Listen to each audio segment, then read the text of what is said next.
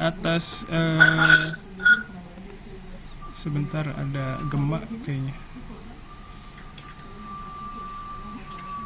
Mohon maaf, saya mute dulu semua ya. Oke. Ya, nanti kalau ini saya nyalakan lagi. Sementara mic-nya saya mute dulu semua, nanti kalau misalnya mau bicara bisa dinyalakan lagi. Terima kasih. Baik, saya buka. Terima kasih hari ini atas waktu dan ruang di hatinya untuk mata kuliah Hongyaku Tsuyaku 2 ini. Kita baru ketemu lagi setelah UTS ya kemarin. Hari ini seperti yang sudah saya sampaikan, ada tamu spesial ya dari Kijang, komunitas interpreter Jepang ya. Ada Kang Jo ya, sebagai koordinator Kijang. Terus ada hari ini ada Fitria Sensei dan Nono Sensei ya. Jadi semua yang tamu-tamu spesial hari ini sudah berpengalaman di dunia translator dan interpreter ya. Jadi kita bisa mendengarkan cerita dari hari ini dari Fitria Sang dan Nono Sang ya. Mata kuliah ini adalah mata kuliah untuk tujuannya untuk mengembangkan kemampuan mahasiswa dalam menerjemahkan baik langsung ya, interpreting gitu ya, ataupun tidak langsung atau menerjemahkan teks begitu. Dibagi menjadi dua, yaitu Hongyaku Tsuyaku 1. Di situ kita belajar menerjemahkan dari bahasa Jepang ke bahasa Indonesia, menerjemahkan teks wacana ataupun audio ya, kita sudah belajar mengenai itu. Terus di Hongyaku Tsuyaku 2 ini kita mempelajari penerjemahan langsung dan tidak langsung dari bahasa Indonesia ke bahasa Jepang. Jadi semester ini tuh relatif lebih sulit dibandingkan dengan semester sebelumnya yang Hongyaku Tsuyaku 1 ya, karena kita harus mereproduksi pesan dari bahasa Indonesia ke bahasa yang sedang literally kita pelajari sekarang gitu. Jadi mungkin karena di situ ada keterbatasan pengetahuan bahasa dan segala macam, jadi kita punya keterbatasan. Di mata kuliah ini saya tidak menekankan mahasiswa untuk berusaha untuk meningkatkan, ya tentu saja berharap pengetahuan bahasanya meningkat gitu. Tapi kalau dalam kondisi sekarang ya, kita sebagai penerjemah modal dengkul, kalau saya bilangnya begitu, itu yang saya utamakan di mata kuliah ini adalah research-nya. Jadi ya, sejauh mana, seberapa banyak energi atau waktu yang bisa kita luangkan untuk melakukan research ini terhadap materi yang akan kita terjemahkan gitu. Jadi kadang kita pasti mendapatkan sesuatu yang baru semua ya ketika mau menerjemahkan itu. Jadi kita harus cari tahu dulu bagaimana sih materi itu ya. Jadi dalam bahasa Jepang ya. Di UTS kemarin juga saya sudah sediakan soal untuk menerjemahkan itu 2 ya. Ada materi tentang sampah ya, jenis sampah, ada juga materi tentang jenis plastik ya. Jadi saya berharap mahasiswa bisa research mengenai plastik dan sampah ini dalam bahasa Jepang, jadi bisa mendapatkan istilah-istilah asing yang mungkin bisa berguna untuk penerjemahannya gitu. Jadi kalau ada yang belum kita ketahui itu bisa tahu di situ, di proses research-nya itu gitu. Jadi dalam sehari-hari juga saya tidak terlalu strict dalam menilai ya. Jadi saya minta berharap mahasiswa produktif dulu gitu. Terus dengan kegiatan ini juga saya berharap mahasiswa bisa mendapatkan sudut pandang yang lain mengenai profesi penerjemah ya, baik interpreter atau translator. Nggak dari saya doang ya, mungkin bosan ceritanya itu lagi. Jadi berharap dapat cerita yang lebih bervariasi di sesi ini. Itu saja dari saya sebagai pembukaan. Selanjutnya saya minta tolong ke Kang Jo untuk memperkenalkan Kijang. Terima kasih. Silakan Kang Jo. Hai, terima kasih Hari Sensei. Assalamualaikum warahmatullahi wabarakatuh. Waalaikumsalam warahmatullahi wabarakatuh. Oke, minasang, saya sedikit mau interaktif ya dengan minasang sekalian. Boleh manfaatkan chatbox-nya. Ada pertanyaan, tolong dijawab. Pertanyaan sederhana saja. Minasang o genki desho ka? Saya ingin lihat yang hadir di sini betul-betul menyimak atau tidak. Silakan, saya ingin melihat chatbox-nya. Minasang o genki desho ka? Hai, Ahmad Jainuddin san genki desho ne, Rifan san mo genki desu ne, Reja san mo genki desu ne, Rafli san mo genki desu ne, sugoi. Fahira san, Reski san, Aina san, Florencia san, mina genki shou desu ne. Hai. はい、はい、はい、ありがとうございます。相馬さんもね、リリーさんも、ありがとうございます。じゃあ、みんなですね、我々の、話し事を、聞いていると思います。よかったです。はい、2番目の質問なんですけれども、質問じゃないんですけど、これがですね、私の中の依頼、頼むことなんですけど、ada permintaan dari saya, お願いがありますけども、oke, coba dalam bahasa Indonesia nggak apa-apa, ungkapkan perasaan kita hari ini, mau istilahnya untuk ketemu dengan kami dari Kijang dan mengikuti kuliahnya hari Sensei hari ini, ungkapan perasaannya dengan tiga kata saja. Misalnya semangat semangat semangat atau apapun itu. Hai, saya ingin lihat di chatboxnya, dipersilahkan. Waktunya nggak banyak, silakan. Hai, tidak punya perasaan apa apa nih kelihatannya Sensei nih, nggak ada yang merespon. Oke, tiga kata untuk mengungkapkan perasaan untuk ikut mata kuliah hari ini dengan hari Sensei dan ketemu dengan kami dari komunitas interpreter Jepang. なんかの希望とかありますか？ないですね、やっぱり。Atau masih bingung, oke? Oke, terima kasih untuk respon yang pertama tadi, Minna Genki So. Oh, oke. So ada yang menjawab di sini. Ahmad San, terima kasih. Penasaran, semangat, inspirasi. Oke, mungkin saya ingin mendengar dari dua atau beberapa lagi yang lain. Oke, semangat, asik, seru. Dari siapa tahunya bahwa hari ini akan seru. Semangat, tertarik, penasaran, antusias untuk menyimak. Oke, terima kasih. Boleh masih terus dilanjut ya supaya interaksi kita terus terjaga. Baik, rekan-rekan muda sekalian, tugas saya hari ini adalah untuk memperkenalkan kami dari mana. Oke, betul seperti tadi beberapa kali disampaikan oleh Hari Sensei bahwa kami dari Kijang. Kijang itu singkatan dari Komunitas Interpreter Jepang. Nah, Kijang ini awalnya kita bentuk dari grup WA sebetulnya. Itu juga iseng-iseng saja sih sebetulnya. Saya dengan teman ngobrol-ngobrol di kantin di satu perusahaan ketika kita sedang bertugas sebagai juru bahasa waktu itu. Iseng ya, jadi tidak ada teman curhat gitu ya. Jadi kita cuma curhat karena kalau kita sebagai juru bahasa, apalagi juru bahasa yang freelance, itu kayak kerja sendiri gitu ya. Kalau Hari Sensei kan punya teman-teman dosen begitu ya. Kalau misalnya ada apa bisa kumpul, bisa meeting dan lain sebagainya. Sedangkan kami kalau kerja di lapangan itu kami baru bisa bertemu dengan rekan kerja itu kalau memang satu proyek di lapangan gitu. Informatif, senang, semangat, terima kasih Rizky-san.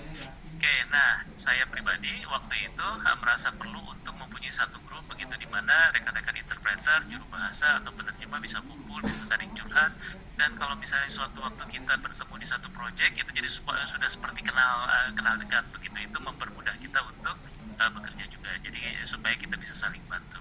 Diawali dari grup WA, kemudian akhirnya berkembang. Nah, sekarang ini kita lebih fokus memberdayakan, apalagi zaman pandemi seperti ini, kita nggak bisa ketemuan langsung gitu ya, lebih memberdayakan yang forum penerjemah Jepang dalam forum Powered by Kijang. Nah, itu salah satu sosial media kita. Kang Nono boleh minta bantuan untuk menuliskan semua sosial media kita, sehingga nanti rekan-rekan muda di sini bisa mengikuti kegiatan kita. Onegaitoshimasu. Nah, oke, terima kasih Nono-san sudah menuliskan bahwa kita ada websitenya www.penerjemah-bahasajepang.com. Oke, itu juga bisa diikuti. Kegiatan kita yang 2 hari kemarin sudah kita upload di website kita juga, Sensei. Oh gitu, Oke, oke, dan sip. kemudian kita juga ada FB-nya juga, Forum Penerjemah Jepang Powered by Kijang. Ini grup tertutup, jadi kalau rekan-rekan muda sekalian ingin bergabung, silahkan bergabung. Tapi mohon ketika ingin bergabung, ada 3 pertanyaan yang harus dijawab. Dan setelah pertanyaan itu dijawab, nanti admin saya salah satunya, Kang Nono juga salah satunya, nanti bisa melihat dan kemudian bisa meng-approve begitu. Kemudian ada juga ya, Instagram di kijang.network. Nah, itu bebas untuk diikuti, silahkan. Jadi semua informasi kalau kita punya acara, kita simpannya di sana. Itu sekilas tentang Kijang, komunitas interpreter Jepang, terbuka untuk semua, terutama peminat bahasa Jepang dan terkhusus lagi yang nanti kedepannya berminat untuk menjadi juru bahasa atau penerjemah. Nah, karena kita sekarang aktif memanfaatkan sosial media, sehingga yang bergabung itu bukan hanya di daerah Cikarang, Jabodetabek saja, tetapi juga sampai seluruh Indonesia, bahkan banyak yang juga sekarang masih berdomisili di Jepang begitu. Nah, salah satunya Fitria Sensei nih. Jadi Fitria Sensei sehari-harinya beliau berdomisili di Bali. Jadi nanti kita akan mendengar kalau bahasa Jepang tuh, kalau misalnya kita manfaatkan bahasa Jepang kita untuk bekerja di Bali itu kira-kira peluangnya seperti apa. Mungkin nanti Fitria Sensei bisa membahas sedikit tentang itu. Oke, Oke, dan kemudian nah kami juga ada pengurusnya. Jadi biasa kalau pengurus di Kijang itu, karena ini sebetulnya bukan asosiasi, jadi saya kumpulkan teman-teman yang mau mengorbankan waktu, mau mengorbankan energi untuk memikirkan rekan-rekan seprofesi dan adik-adik kelas kita. Jadi kita punya Kijang kreatif begitu. Nah, Kijang kreatif inilah yang menjadi apa istilahnya dapurnya Kijang. Jadi kalau kita punya acara apa segala macam, nah itulah kamilah yang menggodoknya. Dan Fitria Sensei juga terima kasih selama ini sudah sangat membantu kami. Mungkin sebentar lagi akan masuk dapur Kijang kreatif juga nih. Mohon bantuannya nanti ke depannya Fitria Sensei. Hari Sensei juga tidak menutup kemungkinan ya supaya bisa termaksimalkan apa potensinya. Baik, dan kemudian saya mau perkenalkan satu lagi di bawah Kijang tersebut itu ada yang namanya Kijang Peduli. Jadi Kijang Peduli ini punya tugas utamanya itu dua. Pertama, kalau ini mengumpulkan donasi atau mengumpulkan dana begitu ketika ada member kita. Jadi yang dimaksud dengan member Kijang itu adalah siapapun yang bergabung atau mengikuti sosial media kita, baik WhatsApp, FB, kemudian Instagram begitu ya. Jadi rekan-rekan muda sekalian juga di sini mahasiswa Unsada juga bisa segera menjadi member kita atau anggota kita. Yang penting mengikuti aktivitas kita di ketiga sosial media kita tadi itu. Oke, ditunggu ya kalau misalnya supaya nanti kita bisa sharing. Nah, Kijang Peduli ini salah satu tugasnya adalah kalau mengumpulkan donasi atau mengumpulkan charity ketika misalnya ada salah satu member kita yang kedukaan, baik misalnya si interpreternya atau juru bahasanya atau penerjemahnya sendiri meninggal dunia. Nah, kita memberikan santunan kepada ahli warisnya begitu atau keluarga yang ditinggalkan.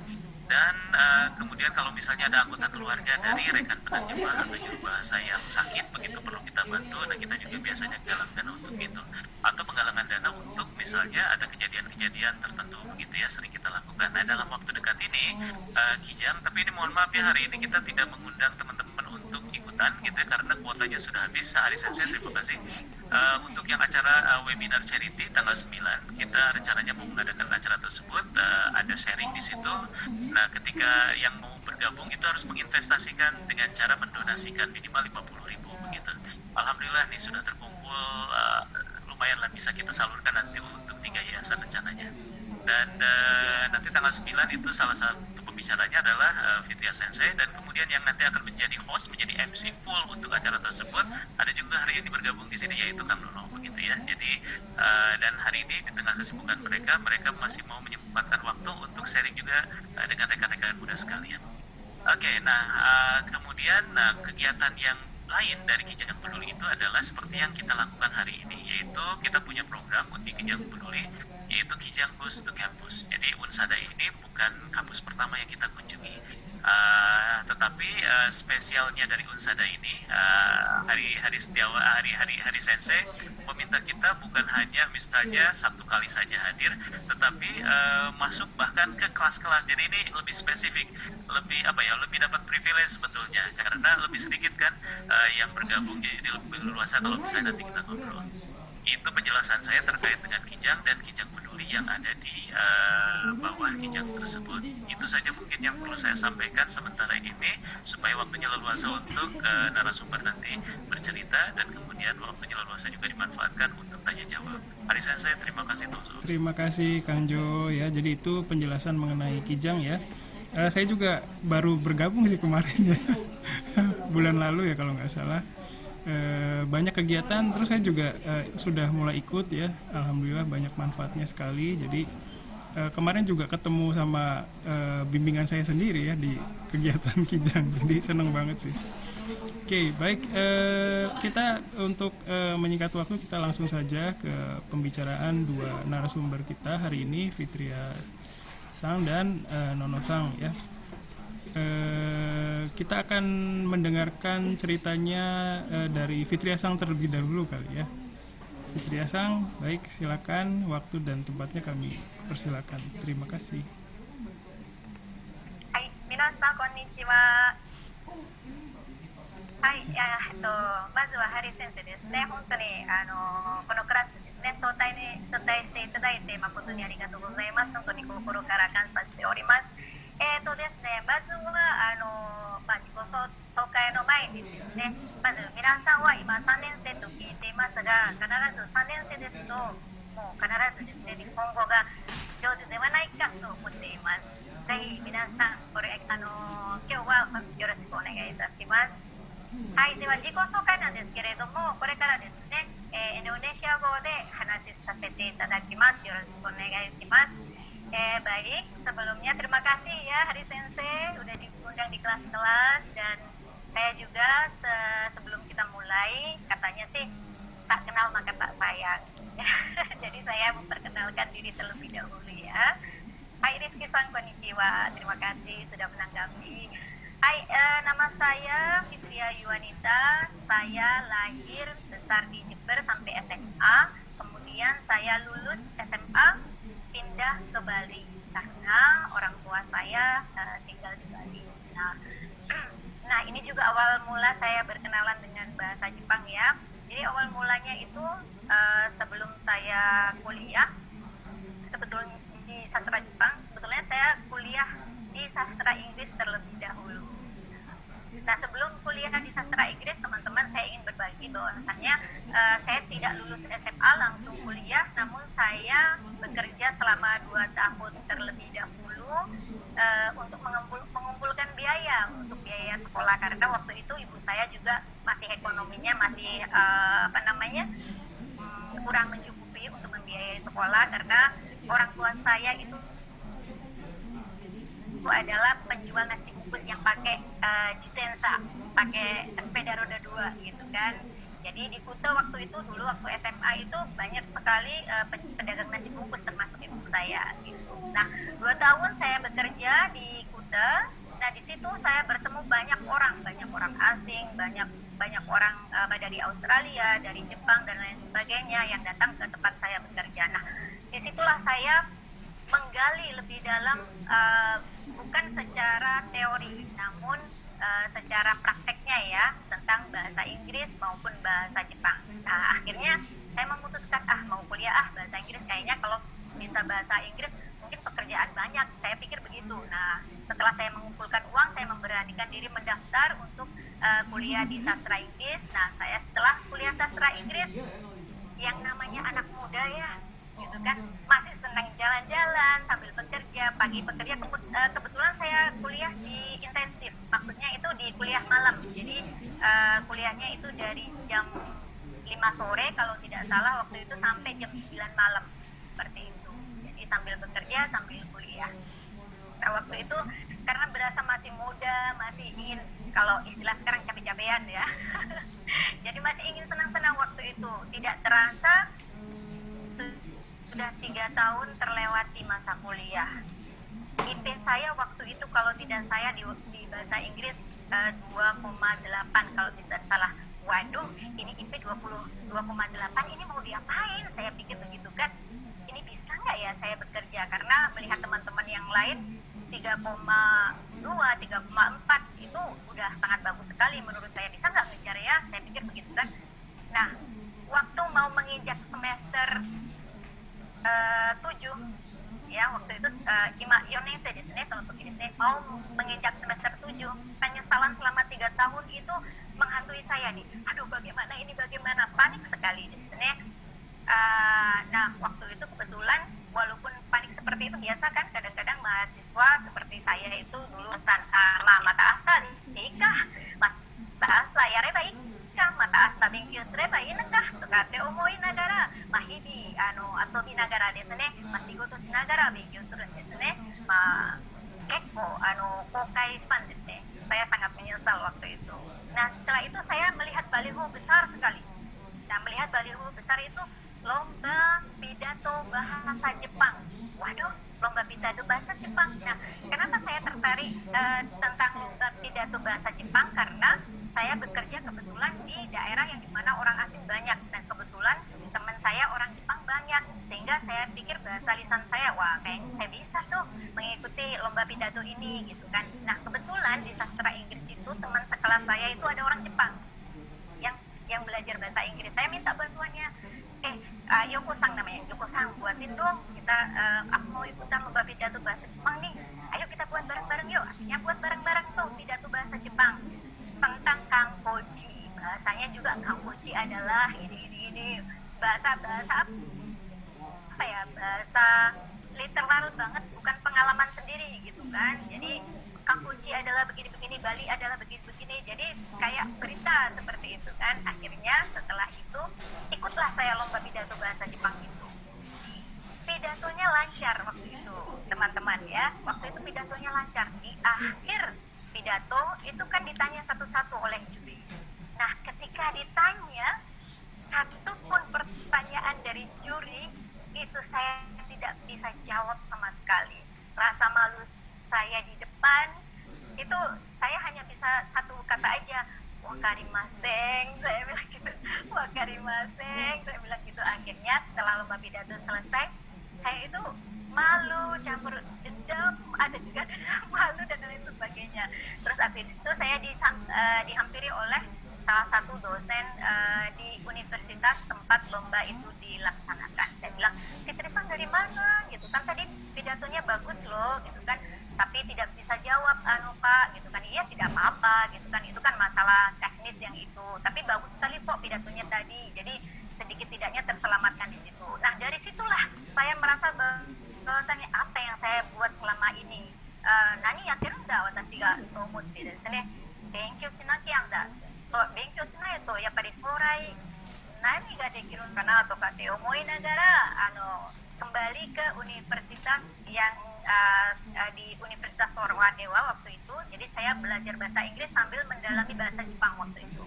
Nah, mendalami bahasa Inggris selama 1 tahun itu saya gembleng kemampuan saya. Bener nggak sih saya itu nggak bisa mencapai nilai tinggi, kan? Akhirnya saya menggembleng kemampuan saya dan lain sebagainya. Di semester 7 saya mendapat IP 3,8. Terus akhirnya waktu skripsi dan lain sebagainya saya melakukan penelitian tentang, kalau nggak salah saya ditantang sama dosen waktu itu tentang complement and adverbial. Jadi complement and adverbial itu belum sama sekali belum ada yang mengambil tentang si itu. Saya ambil, dan kalau otomatis kalau belum ada yang mengambil kan belum ada contohnya tentang skripsi tersebut. Jadi saya research, benar-benar saya dalami research, ternyata di akhir skripsi tersebut saya mendapat nilai A. Nah, di situ bahwasanya saya merasakan bahwasanya shinken ni benkyou shitara mo soko made nobiteru nanda to omottemasu ne. Jadi kalau memang kita benar-benar serius belajar, ternyata kita mampu mencapai, maksudnya di tingkat yang seperti itu. Akhirnya saya tidak berhenti di situ. Penyesalan saya selama kuliah di bahasa Inggris itu saya akan hapus dengan kuliah kembali di sastra Jepang. Nah, masuklah saya di sastra Jepang, di mana di universitas di tempat diadakan lomba pidato tersebut. Akhirnya, nah beneran datang katanya para sensei yang di sana ya. Fitri, waktu itu, Fitri gimana? Beneran mau daftar ini? Beneran Bu, saya mau daftar. Akhirnya saya daftarlah di universitas di Bantaras waktu itu ya. Jadi saya daftar semester pertama. Saya ingat sekali waktu itu ada Minano Nihongo. Minano Nihongo itu yang paling pertama dipelajari adalah katakana hiragana, penulisan katakana hiragana. Pokoknya katakana hiragana itu waktunya itu 3 bulan untuk menghafalkan tersebut. Saya waktu itu setiap hari, kalau tidak salah, saya menggunakan buku folio yang besar sekali. Saya menulis katakana hiragana, mau di tempat kerja, kadang-kadang kalau nganggur saya tulis katakana hiragana itu. Hampir setiap hari itu kalau tidak salah 100 kali menulis lebih, saya kira kan. Nah, teman-teman saya itu hafal 3 bulan, saya 1 bulan sudah hafal waktu itu. Nah, Minano Nihongo itu kan kalau yang dipelajarin itu kan tentang shijishi toka desu ne, kono sono ano toka desu ne, asoko soko koko toka desu ne. Terus habis itu wa ga ni e, itu kan tentang partikel semua kan. Itu saya masterin dan lain sebagainya. Pokoknya saya hafal banget. Terus renshu-nya juga saya hafal banget. Terus habis itu pokoknya saya balas dendam. Pokoknya kuliah itu saya nggak pikir apa-apa, tapi saya pikir bahwasanya aku harus bisa gitu, tidak mau menyesal lagi seperti yang 3 tahun yang saya buang kemarin gitu kan. Terus akhirnya waktu itu saya dengar ada selain ujian-ujian di sekolah, ternyata ada waktu itu bukan JLPT waktu itu, tapi Noryoku Shiken kalau nggak salah. Noryoku Shiken level 1, 2, 3, dan 4 gitu kan. Akhirnya saya memberanikan diri di semester 3 mengikuti Noryoku Shiken level 3. Dan alhamdulillah di semester 3 saya sudah lulus N3 waktu itu. Jadi teman-teman semuanya saya ya, kalau kita memang benar-benar meluangkan waktu untuk belajar sesuai target-target kita, saya pikir kita bisa memenuhi hal tersebut. Nah, tidak berhenti di situ aja, teman-teman dan Hari Sensei. Waktu itu kan setiap tahun diadakan lomba tuh, lomba pidato. Di tahun pertama kan dulu saya ikut lomba pidato di kampus tersebut untuk tingkat provinsi Bali. Kebetulan yang mengadakan kampus tersebut gitu kan.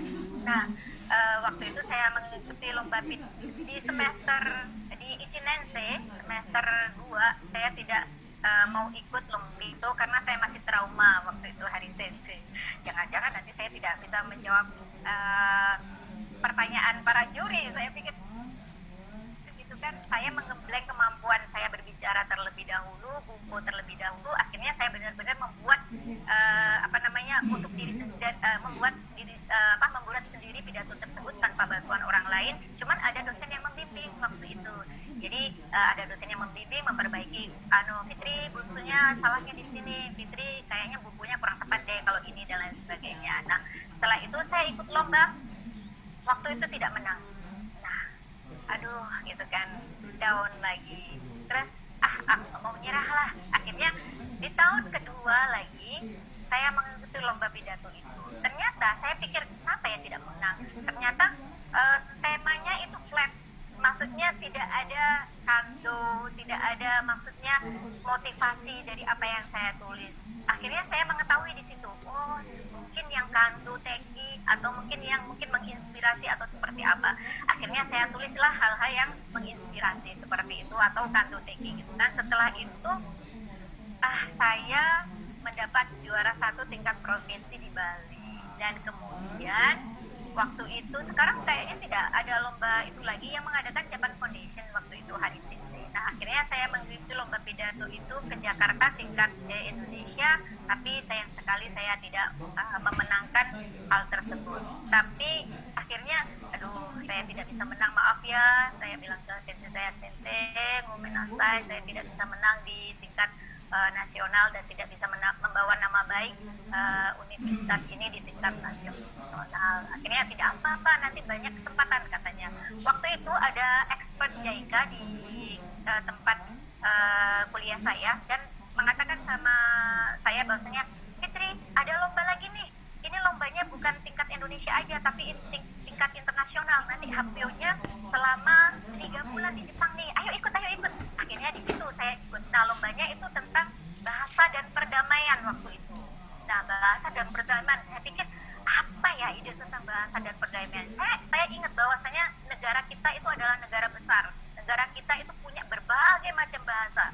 Hampir 300 lebih bahasa kan, bahasa daerah kan, dan disatukan dengan bahasa Indonesia. Nah, di situ yang saya ambil. Jadi walaupun kita berbeda-beda, berbeda budaya, berbeda agama, berbeda budaya, berbeda bahasa daerah, tapi kita disatukan dalam negara Indonesia dan bahasa Indonesia. Di situ yang saya ambil bahwasanya dengan adanya bahasa Indonesia, Kyotsungko, gitu kan, ada bahasa pemersatu, kita itu secara tidak langsung bisa berdamai dengan segala perbedaan. Nah, di situ yang saya munculkan, sehingga waktu itu saya kirim ke Jakarta, lolos, yang diambil hanya 1 orang, lolos di ujian tingkat Jakarta, tingkat nasional. Dan kemudian ketika dikirim ke Jepang waktu itu untuk seleksi, itu harus disertakan dengan audio. Jadi pidato itu harus disingkat menjadi 1 menit pidato, dan itu harus dikirim waktu itu bukan flash disk, bukan CD, tapi yang bentuknya kotak itu apa Hari Sensei itu ya? Lupa saya, pokoknya kotak waktu itu dulu. Jadi bukan bentuk CD gitu kan, jadul kan waktu dulu itu. Nah, akhirnya saya kirim itu ke Jepang. Ya floppy. Arigato chara-san. Ya floppy atau disket waktu itu. Nah, dalam bentuk disket itu saya kirim ke Jepang gitu kan. Akhirnya di Jepang kemudian diseleksi dari 125 negara, alhamdulillah dari 17 peserta saya salah satunya yang terpilih di sana. Dan waktu itu bersyukur sekali. Kenapa? Karena rasa malu gagal itu tidak membunuh harga diri saya. Jadi rasa malu, rasa gagal itu lebih membuat saya bersemangat untuk meraih hal-hal yang mungkin orang lain sudahlah, kan udah gagal atau apa. Jadi saya tidak seperti itu. Akhirnya selama 3 bulan saya kalau nggak salah di Jepang waktu itu keliling dari daerah Tokyo ke bawah ke Kyoto, terus ke Nagasaki, terus sampai ke Hokkaido. Di setiap di setiap daerah yang kita singgahi itu kita mengumpulkan audiens yang besar di sebuah TV lokal waktu itu, dan di situ kita mengadakan Nihongo Summit tentang bahasa perdamaian dan perdamaian. Nah, seperti itu. Jadi di setiap itu, dan terakhirnya itu kita kembali ke Tokyo, dan itu saya pertama kali mengikuti Nihongo Summit itu sama sekali tidak tahu bagaimana menghadapi orang banyak gitu kan, pidato di depan orang yang banyak, orang audiensnya orang Jepang. Nah, itu setiap hari itu disuruh menulis Nikki waktu itu. Nikki itu buku harian. Waktu itu hari pertama itu sama sekali saya tidak tidur untuk menulis 1 lembar Nikki gitu kan. Tapi setelah 3 bulan berlalu, 1 lembar Nikki itu bisa saya tulis dengan 5 menit saja gitu kan. Nah, itulah kekuatan dari Renshu ya. Mungkin orang Jepang itu menerapkan Renshu dan Kunreng itu untuk itu. Jadi yang pertama kali kita tidak bisa akan menjadi meningkatkan kemampuan kita sehingga sampai di kemampuan tinggi. Nah, itu awalnya saya kenapa kuliah di bahasa Jepang. Nah, setelah lulus dari sastra Jepang, kemudian saya ditawari oleh dosen. Kemudian waktu itu di kampus saya ada penerimaan dosen baru kan, Fitri, ada penerimaan dosen baru nih, kamu mau nggak ikut seleksi kan. Nah, waktu itu Hari Sensei masih belum ada persyaratan S2 ya untuk menjadi dosen ya waktu itu. Jadi saya memberanikan diri waktu itu untuk ikut seleksi untuk menjadi dosen di sana. Nah, membuat RPP dan lain sebagainya itu baru sekali bagi saya, namun saya bisa lalui.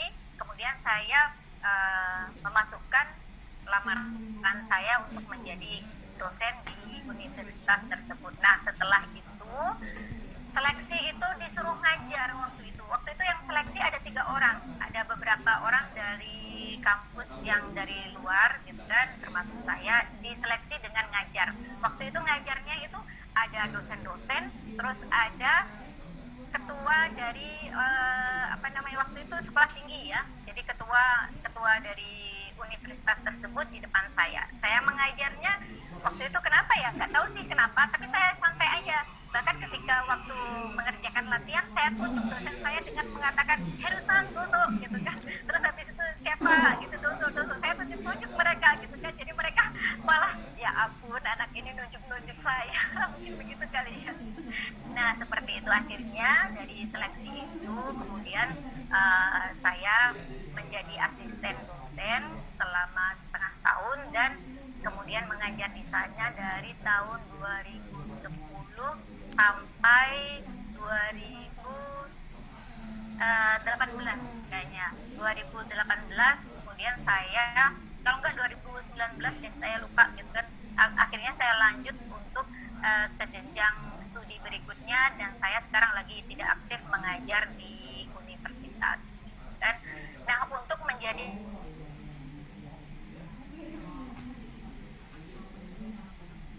penerjemah bahasa Ibrani menjadi itu setelah lulus kuliah. Jadi setelah lulus kuliah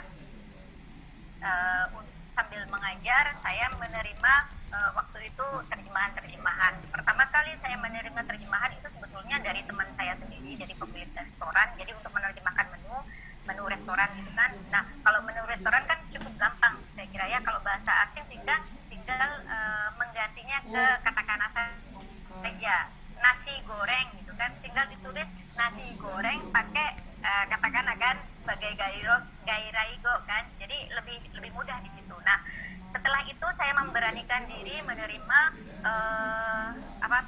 penerjemahan website dari hotel. Saya pikir saya memberanikan diri yang pertama itu karena kalau translation itu bisa research, bahasa riset seperti yang Harisen saya tadi awal ucapkan ya, bahwasanya kalau terjemahan itu lebih kepada research. Seberapa banyak kita melakukan riset, seberapa sempurna akan mendapat hasil terjemahan nantinya, seperti itu. Jadi saya memberanikan diri menerima orderan terjemahan untuk website hotel, dan saya melakukan riset yang panjang sekali untuk menerjemahkan satu lembar. Itu waktu itu saya ingat butuh waktu seminggu kalau nggak salah, itu satu lembar. Kenapa? Karena butuh research yang panjang sekali untuk hotel ini sebetulnya apa saja sih, shisetsunya, fasilitasnya itu ada apa saja sih, sehingga tidak hanya itu, tapi saya mencari padanan ke bahasa Indonesia yang baik dan benar.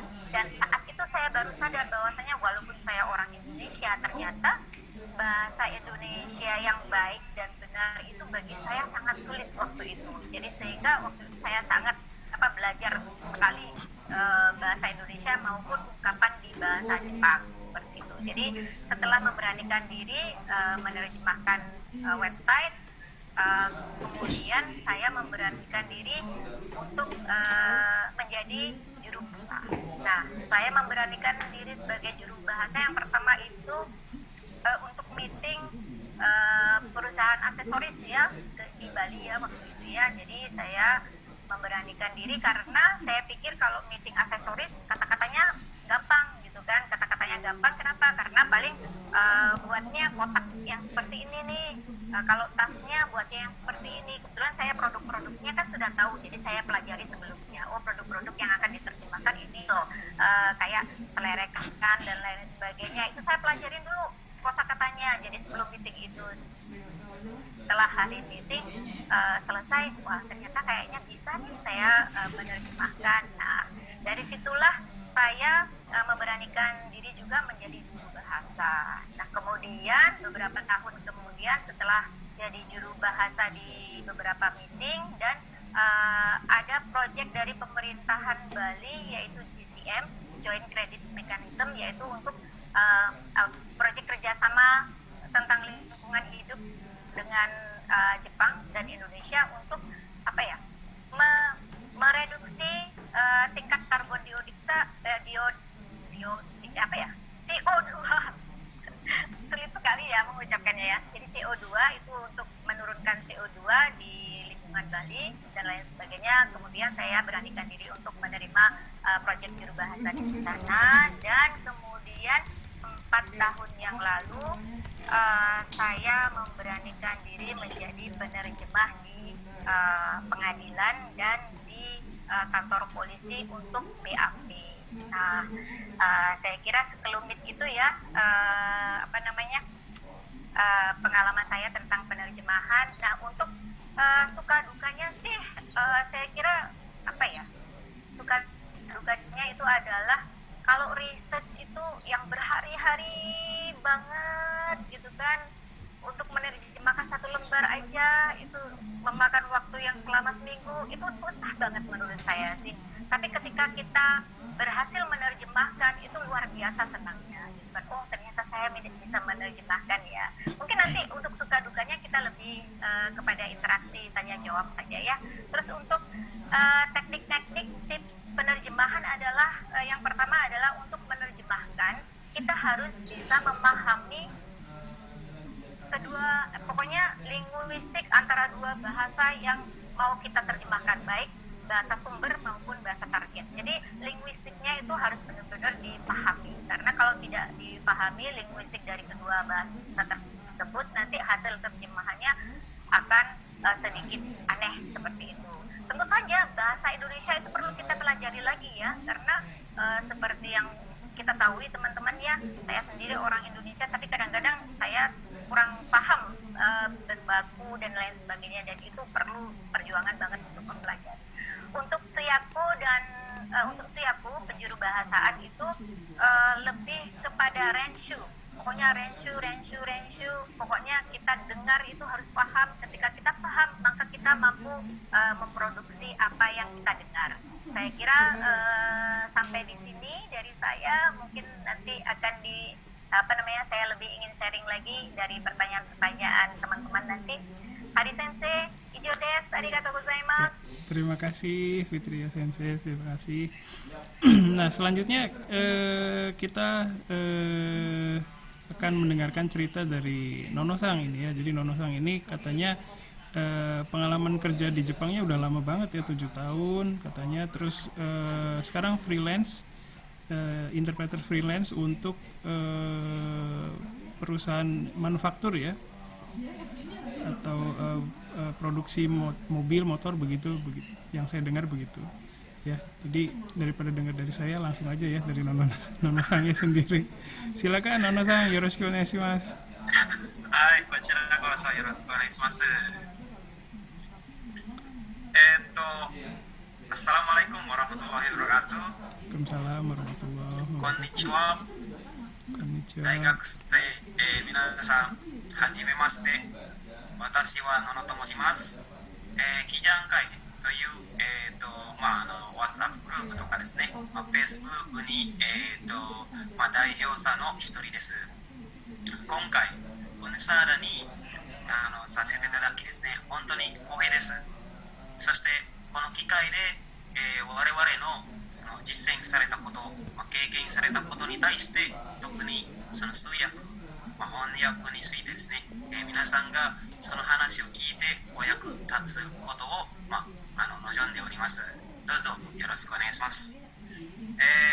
Saya rasa untuk teman-teman sekalian ya, para mahasiswa yang dari Unsada, seperti yang tadi disampaikan, sudah Sanensei, apa yang saya sampaikan semoga bisa dipahami. Kalau saya ulas sedikit dari apa yang saya sampaikan adalah, saya salah satu perwakilan dari grup Kijang, khususnya untuk yang di Facebook sebagai admin dan di WA juga.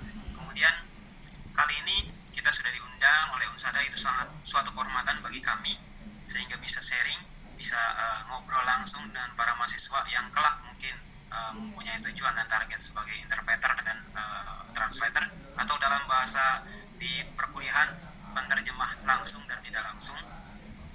Untuk dari saya pribadi, saya sebenarnya secara background itu hanya lulusan SMK, namun karena ada kesempatan dari SMK tersebut untuk dikirim, dipekerjakan ke Jepang sebagai Kensei selama 3 tahun.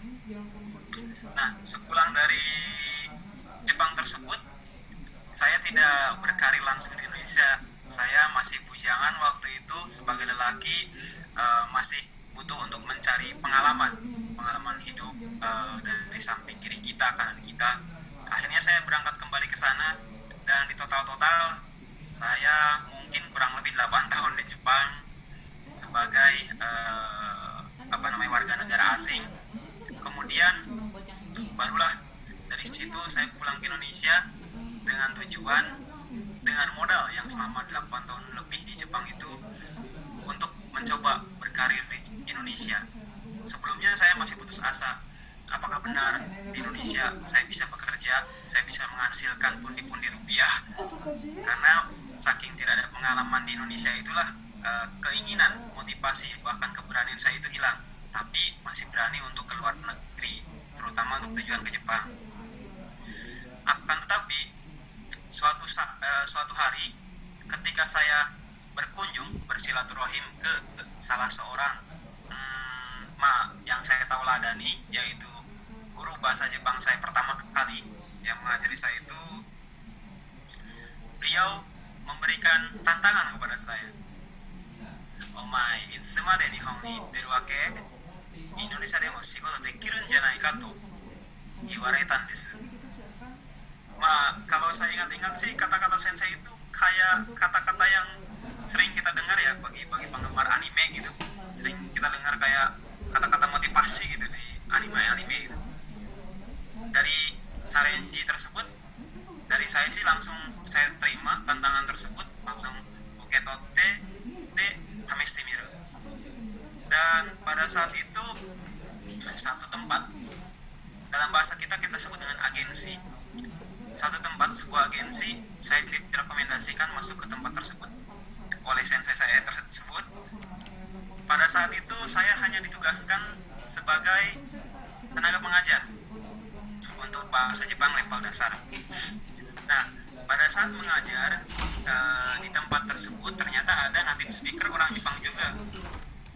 notabene satu ruangan dengan saya, ngobrol ngalur ngidul dengan saya. Nah, di saat itulah atasan saya mungkin melihat kenapa di dalam ruangan ini aktif berbicara lain sebagainya dengan si native speaker tersebut yang notabene kalau dengan para pengajar lainnya itu sama sekali pasif. Akhirnya atasan saya tersebut menunjuk saya dan menugaskan saya untuk mendampingi salah seorang tenaga technician dari Jepang dari sebuah perusahaan yang dimana saya belum pernah punya pengalaman. Itu awal daripada Suyaku Honyaku Gyoka ini ya, Tobikomu Kikake. Itu awalnya saya disuruh oleh atasan, silahkan dampingi beliau nanti kurang lebih selama seminggu di kota A untuk bidang A, B, dan C. Waduh, dalam hati itu bukan itu bukan bidang yang saya kuasai sebenarnya. Tapi saya itu tipikalnya seperti yang tadi saya sampaikan, dari sensei saya diberi challenge. Saya itu tipikalnya menerima segala suatu challenge dan saya harus bisa membuktikan baik itu saya mampu atau tidaknya. Akhirnya, tapi bukan berarti tanpa pertimbangan gitu. Pertimbangan saya adalah modal yang kemarin saya bekerja di Jepang, dari mulai mental, dari mulai knowledge dan sebagainya. Akhirnya saya terima dan saya ditugaskan. Tapi dalam proses penugasan tersebut, dalam diri saya merasa kecewa. Kualitas bahasa saya itu jelek, buruk. Kenapa hal tersebut saya kategorikan buruk? Karena di lapangan itu ternyata antara bahasa yang saya kuasai dengan di lapangan itu berbeda. Terutama bidang yang saya spesialis saat ini kan manufaktur. Itu bahasa teknik di lapangan dengan bahasa yang kita kuasai sangat berbeda. Tapi secara hasil performance pekerjaan dari pihak perusahaan terkait tidak mempermasalahkan itu, malah ingin menggunakan jasa saya seterusnya gitu. Nah, kenapa mereka ingin menggunakan jasa saya? Itu pun gimong ya, okiku gimong nanti ke atasan saya pun ataupun ke pihak perusahaan penerima saya. Dari sana ternyata jawabannya adalah bahasa itu bisa diasah. Jadi bekerjalah dengan bahasa yang Anda kuasai, kemudian bahasa di lapangan tersebut kuasailah saat Anda bekerja. Akhirnya walaupun saya tidak seperti senior saya yang mungkin carcus ngomongnya tanpa ada lampu merah gitu, tapi bisa lebih tertata karena gugit de hanasu mayukuri hanasu no ga ichiban besto desu ne, saiso no koro wa. Saat itulah setiap kata yang saya dapatkan, setiap sering mengyoku, setiap bahasa teknik saya tuliskan ke dalam buku catatan saya. Itu zaman dulu ya, yang namanya buku catatan kan beli ke Gramedia atau ke toko buku lumayan harganya ya. Jadi waktu itu saya mengakali hal tersebut karena saya ditugaskan standby jangka panjang digunakan jasa saya. Akhirnya saya gunakan kertas dari para karyawan yang mau dihancurkan. Sebelum dihancurkan, saya berhentikan mereka. Pak, Bu, mohon maaf, kertasnya boleh saya gunakan? Oh, silakan. Untuk apakah? Ada beberapa yang mau saya buat dari kertas tersebut. Dan itu kan biasanya di belakangnya atau ada beberapa bagian yang kosong ya. Itu yang saya gunakan buat buku catatan. Saya iris, saya gunting, saya buat jadi buku catatan kemanapun yang portable di dalam saku. Nah, itu sih sebenarnya salah satu teknik untuk bisa memudahkan kita dalam menghafal. Dari sana setelah saya coba awal mula menjadi interpreter, kemudian untuk menjadi penterjemah atau translator di bagian dokumen yang di perkuliahan kita sebut dengan penterjemah tidak langsung, itu kebagian. Saya bagian menerjemahkan suatu dokumen salah satu departemen yang tidak saya kuasai, yaitu akunting atau lain sebagainya. Tapi ternyata disitulah dituntut yang namanya pekerjaan interpreter atau translator adalah bagaimana cara kita mengkomunikasikan ketika kita tidak bisa, ketika kita tidak mengerti. Nah, teknik komunikasi ini mungkin untuk teman-teman ya yang nanti mendekati hari kelulusan atau mendekati masa pencarian kerja, komunikasi kualitas kemampuan skill tersebut perlu diasah, baik itu sekarang semasa perkuliahan ataupun dengan sesama dosen yang saat ini membimbing teman-teman sekalian. Saya komunikasikan hal tersebut lain sebagainya. Ya dari sana memang sih, dari mulai komunikasi terjalin, setelah komunikasi maka teknik berikutnya yang bisa kita dapatkan adalah apa yang dikomunikasikan, feedback yang kita dapatkan adalah pemahaman. Nah, tingkat pemahaman kita meningkat dari apa yang disampaikan, diutarakan oleh lawan bicara kita yang notabene lebih menguasai daripada kita, yaitu orang-orang Indonesianya ke spesies tertentu. Nah, dari sana kita pun dituntut sebagai interpreter, salah satunya adalah bisa menguasai suatu panggung atau suatu situasi, karena kita dituntut untuk berbicara di depan umum yang notabene itu bukan satu atau dua orang apabila kita bekerja di sebuah pabrik atau di meeting atau lain sebagainya. Nah, itu pun salah satu hal yang perlu disiapkan dari sosok interpreter atau translator, yaitu mental terkait dengan kemampuan untuk berkomunikasi dan public speaking. Nah, itu pun awal-awal mulanya yang namanya awal gitu, pasti keringat keluar deras mengalir tanpa ada jeda. Namun dari sana ternyata yang namanya orang Jepang itu mereka mempunyai gaya seperti yang tadi disampaikan oleh Fitria Sensei, yaitu kunreng ma kyoiku jisei to ka desu ne.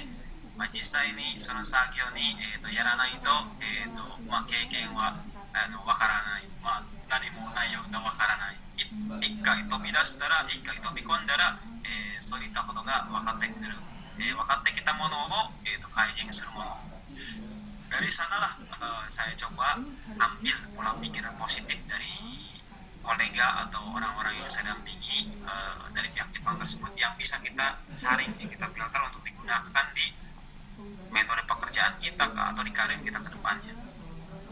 Untuk pekerjaan itu awalnya memang saat ini saya sebagai freelance, tapi sebelum ke langkah freelance, saya awalnya itu ngambilnya adalah sebagai in-house Japanese speaker.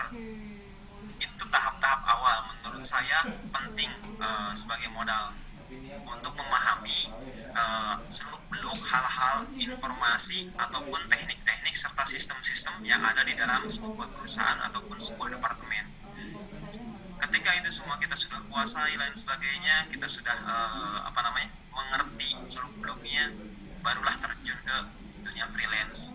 Nah, dunia freelance ini ataupun dunia interpreter dan translator sebenarnya banyak ya yang namanya top tank atau ya sukanya atau keuntungannya, dan jakteng atau dukanya pun juga ada. Untuk top tanknya sendiri ya salah satunya tadi yaitu kita membuka wawasan diri untuk pengetahuan yang lebih luas. Yang awalnya kita hanya mengetahui A, besok ternyata kita ditugaskan untuk mengawal terkait dengan B, atau ternyata yang awalnya kita tugasnya di Jakarta, besok kita ditugaskannya entah di Surabaya atau lain sebagainya. Itu pengetahuan daerah jadi tahu, pengetahuan terkait dengan karakter orang pun jadi tahu. Dan tentu saja pengetahuan terkait dengan bidang yang kita geluti pun itu akan semakin meningkat dengan berjalannya waktu. Satu lagi mungkin terkait dengan fleksibilitas waktu ya. Untuk interpreter atau translator rata-rata waktu itu kita bisa atur secara fleksibel, baik itu kebutuhan kita untuk kerja kah atau kebutuhan kita untuk mengatur hal-hal lain. Terutama untuk yang interpreter in-house, itu biasanya kita sudah rutin ada jadwal. Jadi sebelum jadwal tersebut di hari H, ya kita masih mempunyai waktu untuk menganalisa, untuk mencari tahu apa saja yang harus dipersiapkan di hari H ketika menghadapi suatu pekerjaan atau meeting atau lain sebagainya. Dan ya untuk hal-hal pekerjaan terkait dengan interpreter atau translator yang perlu ditingkatkan atau disiapkan itu salah satunya mungkin teman-teman bisa mempersiapkannya sampai dari saat ini sampai kelak, yaitu hard skill dan soft skill. Itu sangat penting sebagai penunjang kelak ketika mulai pekerjaan tersebut. Tapi sampai saat ini, bahkan sebelumnya awalnya saya kan tidak percaya diri ya untuk mencari kerja di Indonesia. Setelah saya memulai pekerjaan, ternyata dengan modal bahasa, kemampuan bahasa yang kita kuasai, itu memudahkan kita mencari peluang-peluang.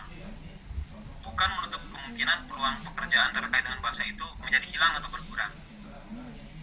Semakin banyak bahasa yang kita kuasai, semakin banyak pula kesempatan atau peluang yang kita bisa dapatkan. Contohnya bahasa Jepang ini, banyak pekerjaan yang membutuhkan bidang ini. Awalnya saya takut untuk menggunakan bahasa Jepang karena tidak ada kemampuan teknik lain sebagainya. Tapi ternyata yoku sensei ni iwareta koto nan desu keredomo, ima jibun no sono nihongo no jitsuryoku o motte ireba desu ne, sono nihongo o ikasite donika yusuu na shigoto toka desu ne, ii shigoto o mitsukerebaその仕事で、楽しくやれば楽しくほど、仕事が重くできます。Nah, intinya sih teman-teman sekalian saat ini mungkin di Fakultas Bahasa, Sastra dan sebagainya, untuk teman-teman pastikan dulu passion bahasanya itu apakah memang di bidang penerjemahan yaitu interpreter atau di bidang penerjemahan atau translator atau di bidang penjuru bahasaan atau interpreter. Biasanya kita karakter itu terbagi-bagi, tidak ya dua-duanya ada, tapi ada yang mungkin sebelah ini lebih besar, lebih berat gitu presentasinya. Banyak seperti yang ngambil hanya di bagian penjuru bahasanya saja karena memang lebih suka untuk menulis di depan laptop atau lain sebagainya. Tapi mungkin banyak juga yang ke bidang interpreter karena dia suka ngomong atau lain sebagainya. Mungkin salah satunya di sini seperti Kang Jo atau Fitriasang, beliau memang tipikalnya adalah interpreter yang lebih dominan, dan saya pun awalnya itu pendiam, susah ngomong lain sebagainya, tapi karena ada ketertarikan dari sisi kemampuan, dari sisi finansial khususnya juga, ternyata interpreter selain secara finansial kita juga banyak manfaat yang kita dapatkan, yaitu kita bisa mendapatkan semua hal yang kita inginkan. Contohnya kita ingin keliling ke tempat-tempat wisata, kita bisa ambil hal-hal berkaitan dengan traveling guide. Kita bisa keliling ke tempat-tempat yang mungkin sebelumnya belum dikunjungi, dan kita juga bisa pergi tanpa biaya seperak pun, alias gratis, dibayar oleh customer lain sebagainya. Kemudian untuk untuk di pekerjaan sebagai penguasa bahasa yaitu interpreter atau translator, saya rasa yang perlu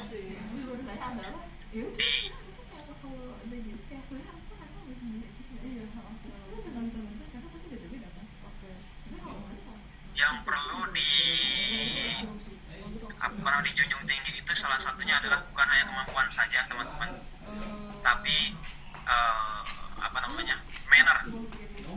manner itu dalam dunia kerja kelak ketika teman-teman mulai terjun itu sangat penting, dimana pada saat kita bertemu dengan klien kita dengan atasan kita, dengan teman-teman kerja sejawat dan lain sebagainya, itu sangat penting. Dan untuk jakting atau duka sebagai interpreter yang lainnya, saya ketika bekerja dengan pihak ketiga atau agensi itu mungkin lebih banyak dan seringnya itu seperti kita dapat pekerjaan mendadak untuk backup seseorang sehingga secara persiapan mepet, kemudian kita tidak dapat materi yang perlu kita siapkan untuk kebutuhan di hari H. Dan selain itu, cara-cara atau tips untuk meningkatkan skill kita, salah satunya adalah tadi di awal oleh Kang Ju sudah disampaikan, forum-forum yang kita punya di sosial media itu akan lebih baik kita mencari komunitas, mencari forum untuk bisa berkomunikasi, meningkatkan skill, meningkatkan pengetahuan kita.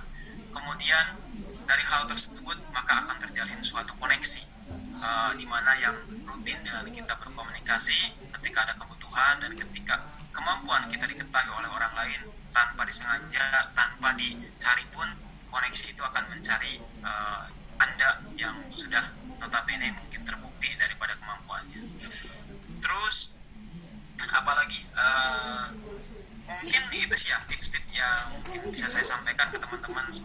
teman-teman kelak untuk terjun untuk Tobikom ke dunia interpreter ataupun translator.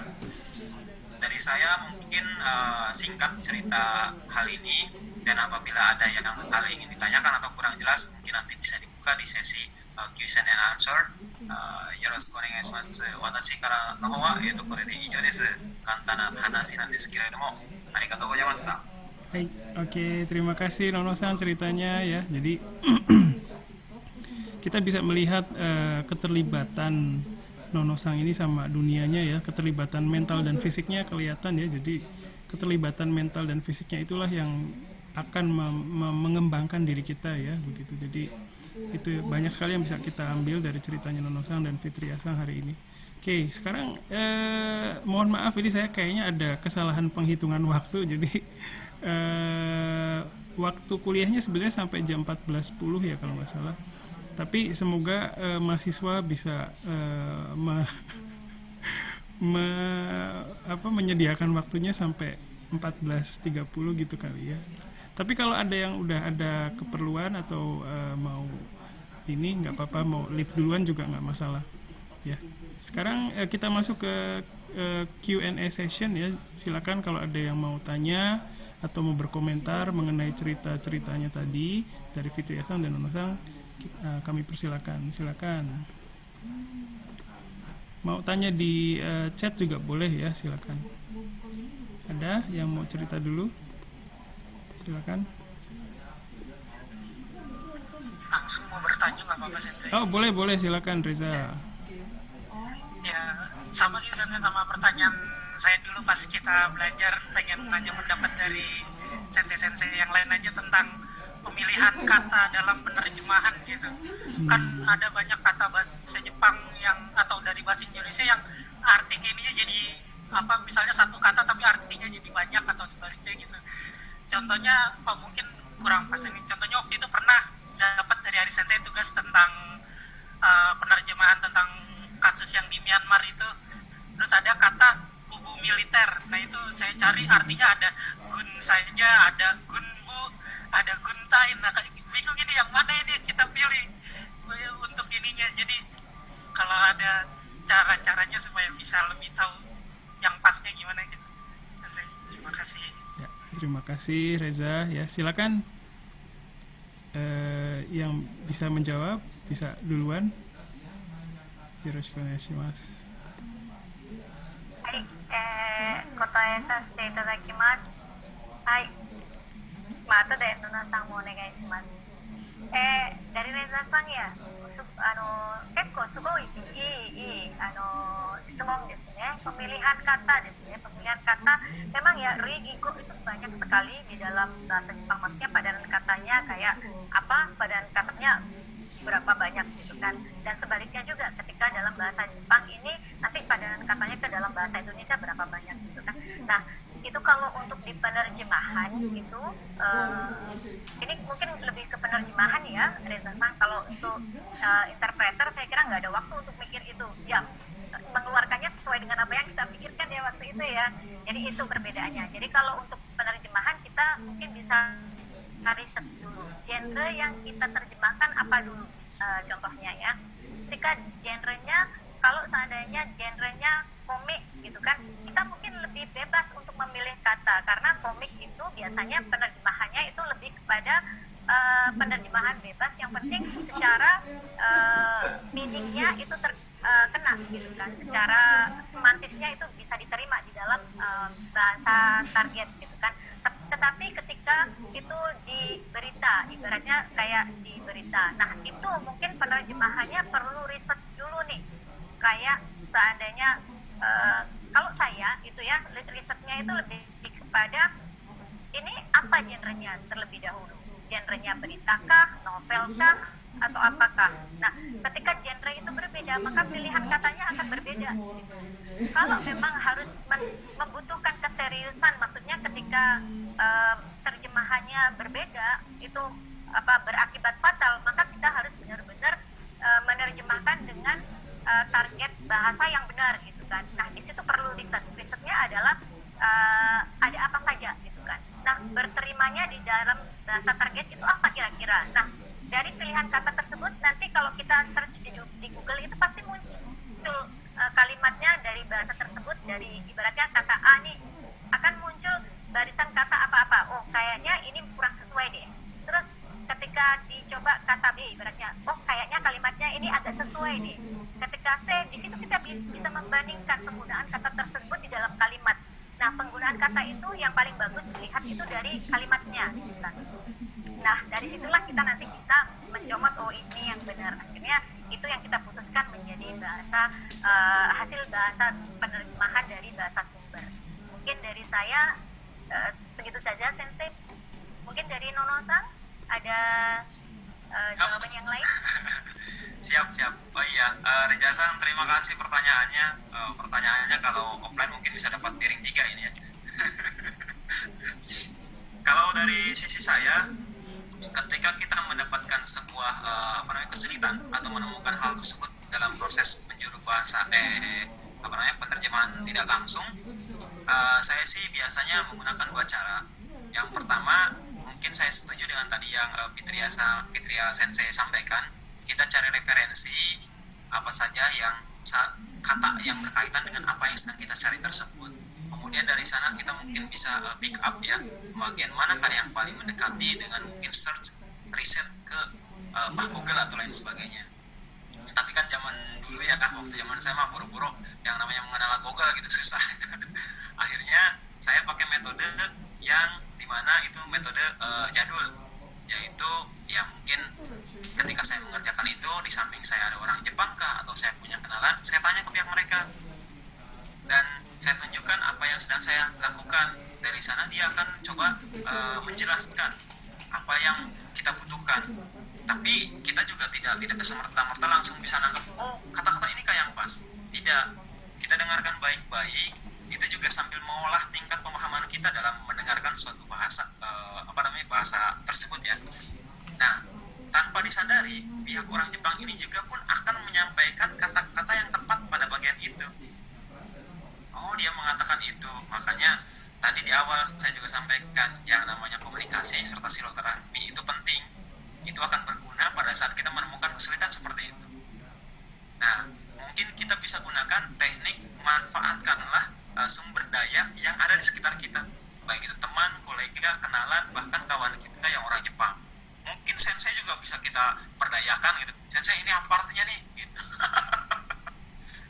Karena yang namanya ilmu itu tidak bisa dibalas di sini ya.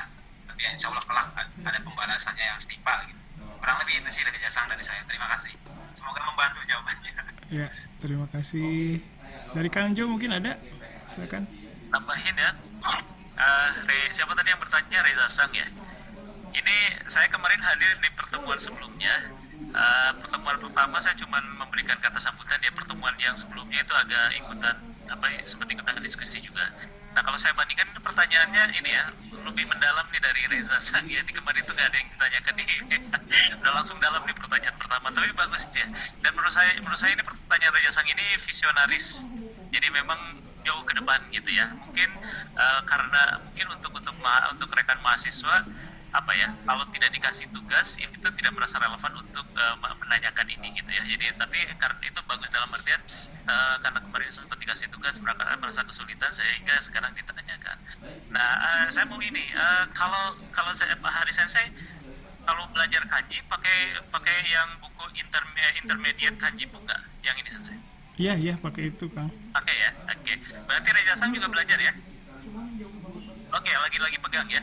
Coba kalau Reza Sang pegang, buka halaman 49. Ini luar biasa nih. Sudah dibuka 29, Reza Sang boleh di yang merah ya? Ya, sama kelihatannya ini. Yang ini yang volume 1 itu sebenarnya. Sama volume 1. Di halaman 49 coba buka ya. Nah, saya ingin bacakan begini. Jadi kalau misalnya begini, ketika kita zaman kuliah, kalau misalnya ada yang nanya gitu ya, kalau mau bagi itu apa sih bahasa Jepangnya gitu ya, otomatis kita akan mengatakan wakeru gitu ya. Dan untuk konteks apapun kita pakai wakeru. Jadi kalau misalnya kita bekalnya ketika kita masuk dunia penjuru bahasaan gitu ya, berbekal itu sebetulnya cukup gitu ya. Cuman belum kelihatan intelek aja kalau misalnya dalam segala konteks kita pakainya wakeru. Nah, di halaman 49 ini ternyata membagi itu bisa. Jadi di dalam bahasa Jepang itu ada yang istilahnya apa ya? Apa sih? Wago dengan kanggo gitu ya kalau nggak salah ya. Jadi kalau wago itu yang memang dia bahasa Jepangnya memang diambil dari bahasa Jepang toh gitu ya, sedangkan kanggo itu dari bahasa Cina gitu. Nah, yang membuat saya kaget terus terang karena pengalaman saya dulu di Jepangnya nggak lama. Jadi ketika masuk itu berbekalnya hanya dengan wakeru. Tetapi yang saya dengar percakapan di Gemba gitu atau percakapan ketika meeting itu, loh kadang-kadang mereka pakai bungkatsu ya. Kadang-kadang mereka pakai buntang gitu. Kadang-kadang mereka pakai bundrui. Kadang-kadang mereka pakai bumbai gitu ya. Kadang-kadang mereka pakai bungkai. Nah, bungkai itu seringkali ya nonosan kalau di Gemba ya. Misalnya enjin bungkai suru tuh Kak. Jadi misalnya membongkar gitu ya, membagi-bagi, membongkar mesin gitu ya. Kemudian ada juga buntang gitu. Nah, kalau misalnya sekarang Reza Sang membaca halaman 49 dan kemudian melihat bahwa wakeru itu ternyata kalau untuk kanggonya itu di sini minimal tuh pasti akan lebih dari ini. Minimal misalnya ada 6 gitu ya. Dalam dunia nyatanya mungkin lebih dari 6 seperti ini. Saat ini mungkin rekan-rekan yang sedang belajar di bangku kuliah ini agak kesulitan karena tidak tahu konteksnya. Jadi hanya akan mengingat saja gitu dan kemudian mengingatnya itu untuk tujuan kalau ini nanti muncul di ujian kan begitu ya. Jadi kita tidak mendalami ini sebetulnya apa maksudnya. Nah, ini oke, itu tidak masalah karena memang kita tidak berkenalan dengan konteks, tapi keep ini benar-benar ini knowledge yang luar biasa. Jadi ini akan menjadi bekal ketika nanti misalnya Reza Sang masuk ke industri, kemudian bekerja sebagai penerjemah begitu ya. Kemudian nanti diminta gitu ya, tolong terjemahkan ini dari bahasa Indonesia ke bahasa Inggris misalnya. Jadi misalnya ada satu kalimat seperti ini, tolong bagi tugas di antara kalian. Tolong bagi tugas di antara kalian. Mungkin gitu ya, kalau kita belum sempat membaca halaman 49 ini nanti yang kalimat kita ujungnya akan seperti ini, sekinin wakete kudasai. Seperti itu kan? Nah, tapi setelah kita membaca yang 49 ini, nanti kalimat kita akan menjadi yakuari buntang o shite kudasai itu kan. Yakuari buntang o shite kudasai. Jadi kita tidak memakai kata wakeru lagi, tapi kita memakai kata buntang lagi. Nah, disinilah klik gitu ya antara apa yang kita pelajari di bangku kuliah dengan nanti kita ketemu di pekerjaan yang sesungguhnya. Tetapi pengalaman saya pribadi, saya baru menemukan naruhodo momennya itu setelah saya bekerja di sana itu berapa lama gitu loh. Oh, ini yang saya dengar ini yang dulu saya pelajari di kelasnya Hari Sensei gitu loh. Ketika Hari Sensei membahas halaman 49 ini.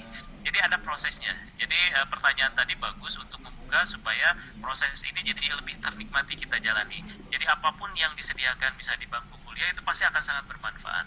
Nah, cuman nanti kita akan baru sampai pada naruhodo momennya itu ketika memang kita betul-betul terjun ke dunia pekerjaan. Nah, tapi ini akan menjadi bekal kita luar biasa.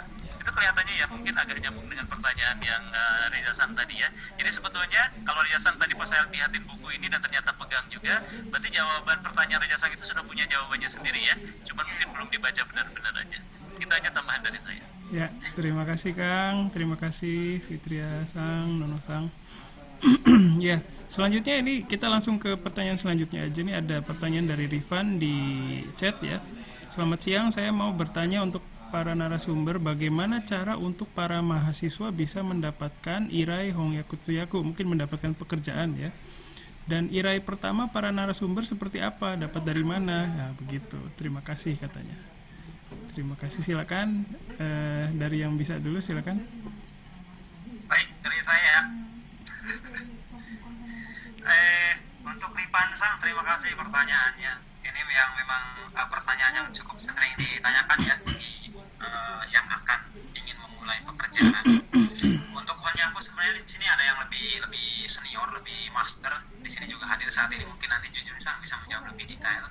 Kalau versi saya, jawabannya adalah bagaimana sih cara mendapatkan irai honyaku. Pertama, kita masih mahasiswa nih. Bagaimana kita bisa diketahui oleh orang lain kemampuan kita terkait dengan kemampuan penerjemahan, kemampuan honyaku. Itu yang belum ada mungkin ya, yaitu kita butuh koneksi. Nah, koneksi itu dari mana kita bisa dapatkan? Yang tadi saya sampaikan di awal juga, koneksi itu bisa didapatkan ketika kita bergabung ke dalam sebuah komunitas atau forum yang notabene di sana ada mungkin penerbit, mungkin agensi yang memang membutuhkan tenaga-tenaga penerjemah Honyaku yang sisi mungkin arpa itu atau lain sebagainya oleh para mahasiswa. Dan untuk agensi ataupun para penerbit pun mereka pasti punya klasifikasi. Kita ingin mempekerjakan nih seseorang untuk Honyaku sebuah buku, komik ataupun dokumen. Dia punya klasifikasinya, ditunjukkannya itu kemana, ke siapa. Untuk para mahasiswa mungkin lebih notabene kayak seperti manga atau komik lain sebagainya. Itu banyak sekali. Jadi untuk menjawab pertanyaan tadi, yang pertama yaitu perbanyaklah koneksi, kemudian banyaklah komunitas, forum, dan jangan sampai kita istilahnya pendiam ya, pasif dan sebagainya. Usahakan kita aktif, usahakan kita appeal, kita tunjukkan kemampuan kita di dalam forum tersebut, tapi bukan istilahnya nunjukin tanpa sebuah kemampuan gitu. Buktikan gitu. Dan ya itu juga menyambung ke pertanyaan kedua, yaitu irai pertama para narasumber seperti apa. Irai pertama dari waktu saya itu by koneksi. Ketika saya sedang bekerja di suatu perusahaan, kita dilihat nih oleh kolega kerja kita atau bahkan oleh customer kita saat kita sedang naik panggung itu, dan pada saat itulah kita juga bisa berkenalan langsung gitu, ini dari mana, siapa, bekerja di bagian mana. Ketika kita serah terima kartu nama itu sangat penting sekali, tapi tidak setiap event atau setiap momen kita bisa saling tukar kartu nama ya, karena kan ada beberapa hal-hal yang mungkin kita tidak bisa melanggar suatu aturan agensi yang ketika kita bekerja kita dilarang untuk bertukar kartu nama lain sebagainya. Nah, dengan tukar kartu nama itulah salah satu cara kita untuk mendapatkan irai pertama. Kalau dari saya pribadi itu pada saat bekerja di atas panggung, sedang on stage, dapat kenalan itu menelepon beberapa waktu kemudian menawarkan pekerjaan itu. Bagaimana Pak, apakah mampu? Kalaupun memang mampu, untuk membuktikan kepada saya bahwa saya Bapak mampu itu, apa yang bisa dibuktikan? Saya punya contoh hasil terjemahan saya, bahasa sumbernya ini hasil terjemahannya saya lampirkan. Itu jadi bahan pertimbangan dari para penerbit atau agensi yang akan meng-hire kita di pekerjaan tersebut.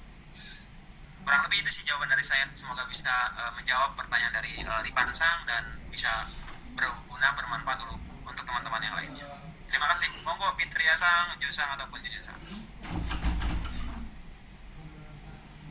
Arigatou gozaimasu, Nono-san. Kalau saya sih setuju sekali ya dengan Nono-san yang tadi sampaikan. Jadi relasi itu sangat penting sekali.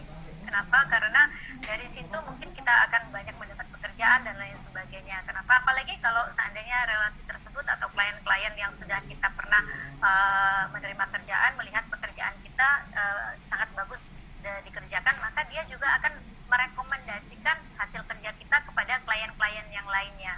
Saya kira bagus sekali. Cuman tadi pertanyaannya adalah yang pertama itu waktu mahasiswa dari mana mendapat irai Honyaku sama Suyaku. Kalau selama menjadi mahasiswa saya masih belum berani mengambil irai Honyaku ya.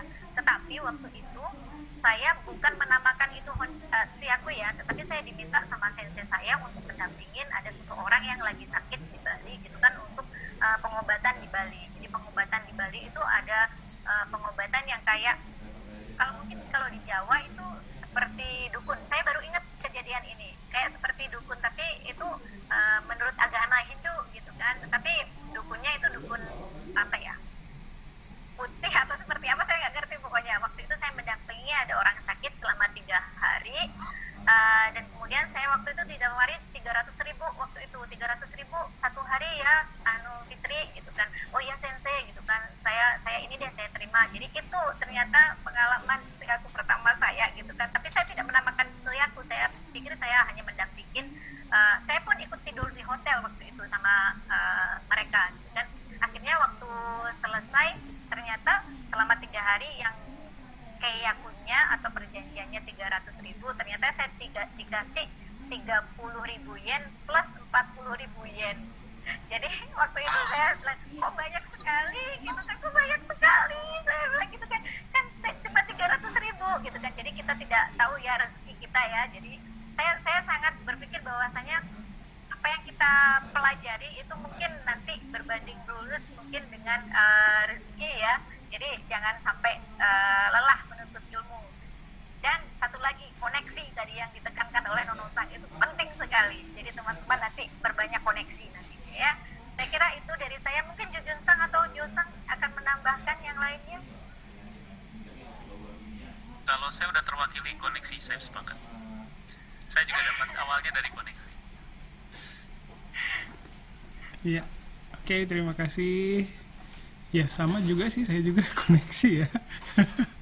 Kadang awalnya gitu. Mungkin mahasiswa yang sekarang mau berminat menerima pekerjaan seperti itu bisa bergabung di Kijang, terus coba menerjemahkan, upload hasil terjemahan sama bahasa teks asalnya ya ke Google Drive, terus di-share ke Kijang, nih saya punya kemampuan kayak gini, ada nggak yang kira-kira kalau ada ya itu pekerjaan Zehi Shigoto Chodai, begitu ya Kang Jo ya? Ya, benar Sensei.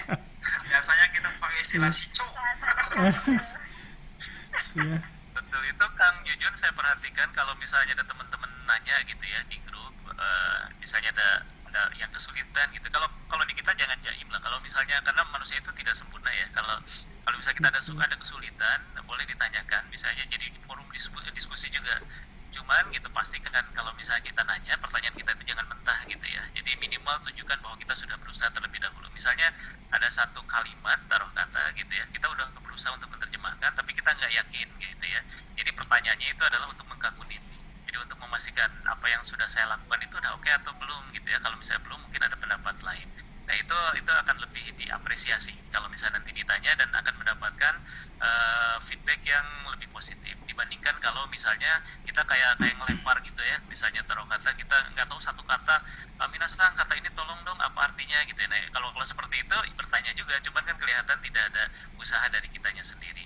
So pada dasarnya di komunitas kita itu memang dibuka untuk saling membantu, tapi juga tentu ada etikanya begitu. Dan saya kemarin sudah sempat menyampaikan ke Hari Sensei ya di kelas sebelumnya. Ini tadi juga Nonusang sudah menyampaikan bahwa kita perlu portfolio kan begitu ya, untuk rekan-rekan mahasiswa itu kan yang jadi masalah karena belum punya dapat kesempatan. Bagaimana saya bisa dapat portfolio, bagaimana saya bisa dilihat bahwa saya pernah melakukan sesuatu, maksudnya seperti itu gitu ya. Jadi kemarin itu saya sempat sampaikan ke Hari Sensei di kelas sebelumnya, coba bikinlah kalau misalnya teman-teman kayak Nonusang tadi katakan, kita tentukan saya mau jadi juru bahasa, saya mau jadi penerjemah.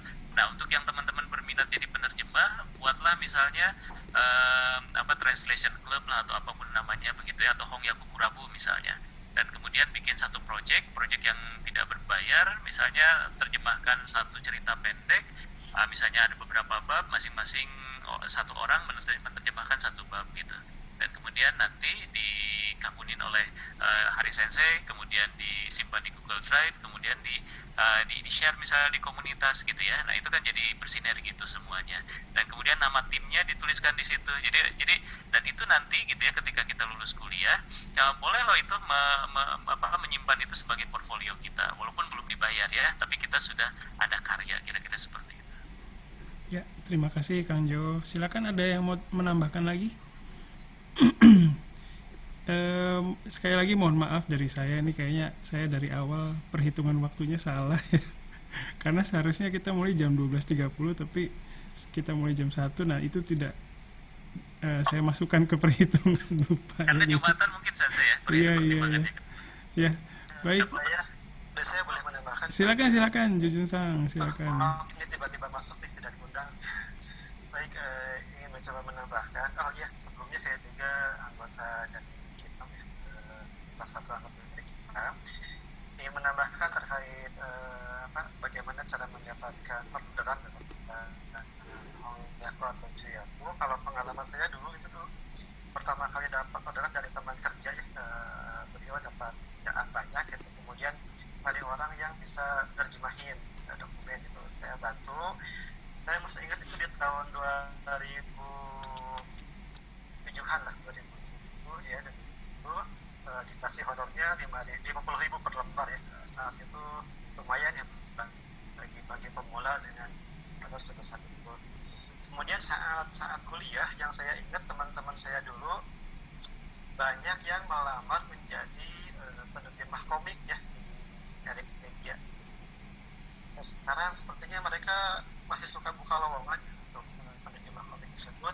Ya, bisa ngikutin di sini di IG-nya atau di sosmednya, jika ada lowongan mereka suka posting di sana. Sebenarnya saya tidak begitu tertarik pada bidang penerjemahan komik ya, karena bukan bidang saya. Jadi kalau adik-adik minat silahkan bisa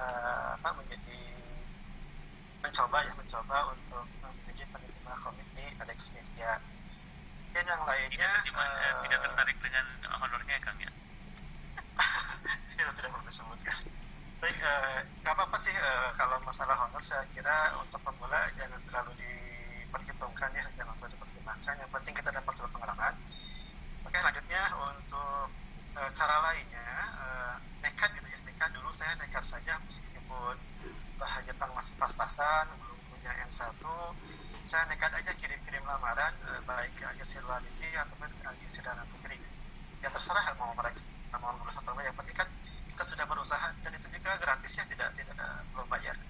Dan kalaupun ditolak tidak akan menimbulkan suatu bencana kepada kita gitu. Yang penting kita sudah mencoba aja gitu. Alhamdulillah sudah coba melamar ke beberapa agensi dalam negeri, luar negeri. Ada yang ditolak, ada yang lulus sekian, dan saat ini ada juga yang masih memberikan pekerjaan. Mungkin itu saja tambahan dari saya. Ya. Terima kasih. Baik, terima kasih. Jadi berkaitan sama waktunya, sayang sekali. Kita harus mungkin saya harus tutup di sekitar sini ya. Sebelum saya tutup, mungkin ada komentar dulu atau komentar dulu dari mahasiswa atau dari narasumber, silakan bisa sedikit lagi. Ada yang Dari mau mahasiswa disampaikan? deh kelihatan. Iya, barangkali ada. Oke. Ya, Tapi saya ada ini, Hari Sensei. silakan Fitria. Saya mau tanya ke mahasiswa, siapa yang ingin menjadi interpreter sama translator? Nah tuh, siapa tuh? Bisa Siapa aja? bisa ini mengacungkan jari ada raise hand ya. Tuh ada satu, Rifan. Reza nggak mau, Boleh Reza. di chatbox. Oh, ini ada nih. Ya. Tuh, saya mau tapi masih ragi ya. Ragu ya. Oke, ada Lili ya, makasih banyak. Sip. Oke, terima kasih yang jadi yang punya minat ya dengan dunia penerjemahan ini ya, silakan bisa memulai karir kalian dengan mencoba melakukan penerjemahan ya. Di mata kuliah Hongyaku Tsuyaku 2 juga kalian bisa melakukan proyek kalian sendiri ya. Jadi nanti bisa diskusi sama saya hasilnya kayak gimana, nanti bisa jadi bagian dari portofolio kalian begitu ya. Baik, kalau sudah tidak ada lagi yang ingin berkomentar, mohon maaf dari saya perhitungan waktunya ada kesalahan ya. Jadi sesi pertanyaannya ini pendek ya. Sekali lagi saya ucapkan terima kasih untuk Kang Jo sudah mengkoordinir acara ini, terus para narasumber Fitria Sang, Nono Sang, Jujun Sang juga sudah meluangkan waktunya hari ini. Terima kasih banyak. Insya Allah pasti berguna sekali untuk mahasiswa yang akan mulai karirnya ya, mulai dari hari ini ya. Oke. Baik, itu saja dari saya. Sekali lagi terima kasih. Assalamualaikum warahmatullahi wabarakatuh. Otsukare sama desu. Bye bye. Terima kasih banyak. Arigatou gozaimashita. Terima kasih banyak. Terima kasih. Ya, otsukare sama desu ya. Ya, sama-sama. Hari Sensei bisa stay dulu sebentar. Oh, bisa Kang. Sama narasumber yang lain jangan dulu leave ya. Iya. Oke. Terima kasih ya. Hai. Otsukare deshita. Arigatou gozaimashita. Otsukare sama desu. Maaf, sepertinya lupa buat ambil foto ya Pak. Ya Allah. Kita ambil udah. Aduh, maaf. Astagfirullah, lupa kan. Apa-apa. Arigatou gozaimasu. masa sakini mas. Ya, terima kasih Reza. Arigatou gozaimashita. ありがとうございましたリジャさん頑張って Hai. Aduh, ya mohon maaf kayaknya saya lagi ini nge-lag nih hari ini nih. Tapi kedengaran kok. Iya. Ya, Hari Sensei bangga kalau mau dievaluasi. Oh ya, sebentar Kang. Ini Salma ini bukan ini ya. Kayaknya ketiduran tuh Pak. Oh iya. Saya coba ini dulu. Itu. Dikeluarkan aja mungkin. Oh iya. Oke. Ya. Sip. Baik, pertama saya mohon maaf tadi ada salah perhitungan waktunya. Jadi saya ngeburu-buru Fitriasang sama Nonosang tadi di chat ya. 5 menit lagi gitu. Mohon maaf. Terus tadi juga lupa ngambil foto ya. Jadi mohon maaf sekali, tapi insya Allah ini ada rekamannya. Sebentar saya cut dulu. Kalau foto dari saya sudah tak